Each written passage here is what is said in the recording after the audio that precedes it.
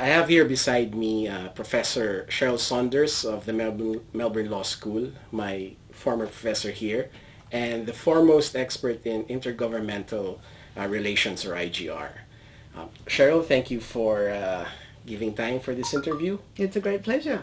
So to start, can you give a brief explanation of this concept of intergovernmental relations, or IGR? Yes, I'm happy to do that. You know, there's nothing mysterious about intergovernmental relations. If you have a system in which there are two levels of government, as you now do in the Bangsamoro area in the Philippines, then you have power divided in some way between them. You assume that each level of government will exercise its allocated powers, but there will be times when the levels of government need to work together because their powers need to complement each other or need to be sorted out, and intergovernmental relations is there for that purpose. So, as I've learned from you, IGR is really a feature of a federal system. So, what could be the benefit for a unitary system like the Philippines to institute IGR mechanisms, and what could be the challenges? Look, IGR is not solely applicable in federal systems. It certainly is always applicable in federal systems because federal systems always divide power between two levels of government.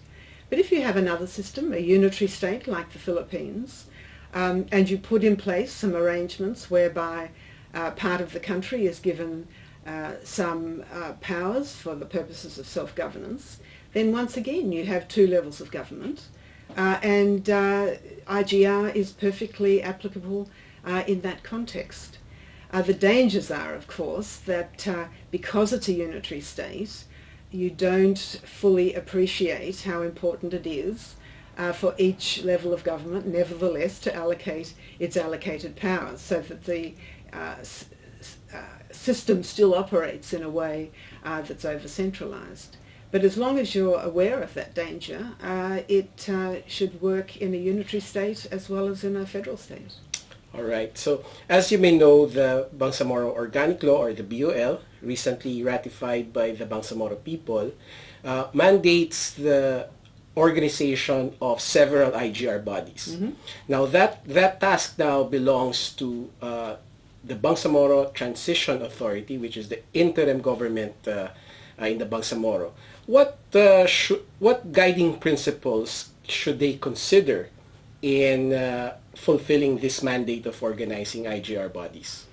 Okay, well, I think there are some practical issues that need to be addressed in looking at those IGR bodies. I think that the organic law is very interesting in the way it sets up those bodies, but there's still a need for some operating rules for those built bodies, decisions about, for example, the issues that the bodies deal with, how often they meet, what their decision-making rules are, what arrangements are made for transparency, and so on. But I think the basic principles on which those bodies should operate are also very useful to think about at this stage, and I'm really delighted that you're raising that question now, because however intergovernmental relations bodies work, they need to respect the division of powers. They need to accept that this is a system in which a democratic decision has been made to divide power between two levels of government, so that however intergovernmental relations work, it needs to respect that model, and it needs to each level of government needs to respect the others as a representative of the people or a part of the people of that country. So that should be a principle animating the system, ensuring that multi-level government works, mutual respect between the levels of government as democratic representatives of the people. The other principle that I think it might be useful to bear in mind is the principle of transparency. There is a big risk that intergovernmental relations becomes far too opaque, far too hard for ordinary people or even stakeholders involved in the system to follow. partly because they're complicated or potentially complicated, and partly because by their very nature these bodies tend to have members who are members of executive governments, and executive government is not the most transparent part of the system of government. So I think to provide a set of procedures that ensures that there is some transparency for the decisions being made by those bodies and how they're made is a very important principle on which they should be based. So in this spirit of transparency, should civil society also have a role in these IGR bodies? I don't think civil society needs to participate in the IGR bodies as members, if that's what you mean. But I do think civil society has several important roles here. One, I think civil society should be aware of the significance of these bodies and follow their activities and be prepared to criticise when the body is not working as it should be. And secondly, I think that the IGR bodies themselves should accept that just because they're working together as governments doesn't avoid their need to consult with the public about important decisions that are made. So if there is a decision of some kind coming up in one of these bodies, and it's a decision that has major implications for the country or part of the country as a whole, then there should be the same amount of consultation with relevant members of civil society as there might be for a decision taken by one of the levels of government alone.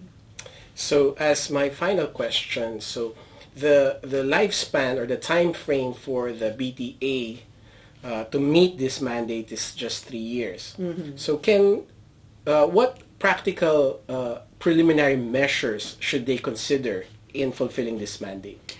Well, in some respects, what we've been talking about already suggests the mandate. So I think for the transitional body to think about the principles that might animate these bodies, to put some basic procedures in place for those bodies, to experiment with the operation of these bodies so as to fine-tune those principles and procedures would be very useful. The big challenge that I think you will face at this point, or the big challenges perhaps, one, this is a very new mode of proceeding for the Philippines, or at least so I'm assuming.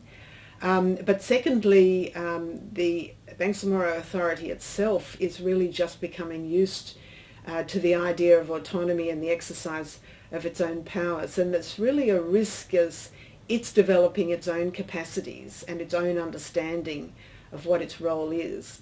There really is a risk that the IGR bodies will become too centralised to fill the gap, so that insofar as the Bangsamoro Authority is not exercising functions or not picking up the role that it's assigned by the organic law, that the central authorities will assume those powers, and so that the intergovernmental relations bodies will just be another forum through which the centre really achieves whatever it wants to achieve. And I think that that's something that both the centre and the authority need to keep an eye on, because it's in everybody's interest to make this system work. So thank you very much, Cheryl, for giving us your time and sharing your insights on IGR. And the Bangsamoro community is looking forward to seeing you in the Bangsamoro to teach us some more or share some more of what you know about IGR. And I'm very much looking forward to being there as well, and to understanding a lot better on the ground how the system's working. So thank you.